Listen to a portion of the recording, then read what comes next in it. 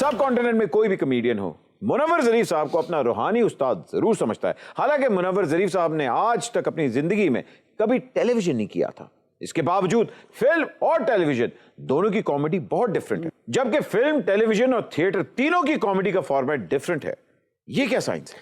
देखिए, ये एक खुदादाद एक तख्लीक थी मुनव्वर ज़रीफ साहब। और कुछ लोग होते हैं जिनको उस्ताद की इतनी ज़रूरत नहीं पड़ती, वो पॉलिश करने के लिए अपने टैलेंट को ज़रूर किसी को उस्ताद बना लेते हैं। बिल्कुल।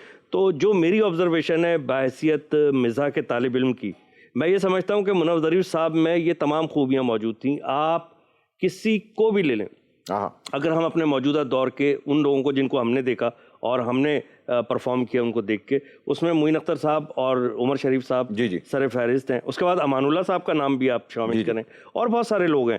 तो इनमें से कोई मुनव्वर ज़रीफ साहब से बचकर निकल ही नहीं सका। उसकी वजह ये देखिए, तीनों मीडियम में लाफ्टर अलग तरीके से लिया जाता है।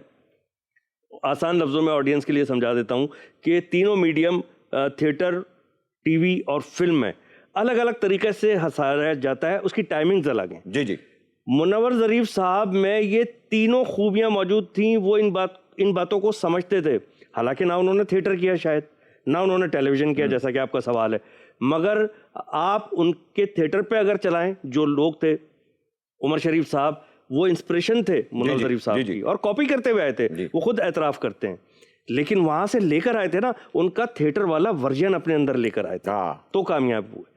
मोइन अख्तर साहब उनका टीवी वाला वर्जन अपने अंदर लेकर आए थे, तो कामयाब हुए। क्या बात। और ये तमाम असातिज़ा जो हैं, इनको देख के मैं क्या, ये शहरी नन्ना साहब क्या, जो हमारे बादशाह सलामत हैं, वाजिद साहब, और ये सलमान, जितने लोग बैठे हैं और जो लोग कॉमेडी करते हैं, वो सब इन्हीं को देख के कर रहे हैं। तो ये बड़े ही रेयर किस्म के गॉड गिफ्टेड आर्टिस्ट थे मुनव्वर ज़रीफ साहब, और मैं उनकी अज़मत को सलाम करता हूं।